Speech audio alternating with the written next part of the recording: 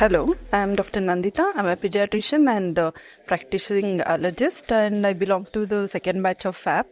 And it's a very, very useful, practical-oriented course, which actually helped me long way to think in a different perspective, which we never had before. And the teachers are really, really knowledgeable and practical-oriented, and definitely going to help us a lot in improving our practice. And we have started a journey as infants, and definitely it's a long way to go. And thanks a lot for such a beautiful course being designed, and thank all our teacher for the same, and hope to continue for long, keeping a network of the allergy intact, and it's really going to help us a lot in our future practice. Thank you so much.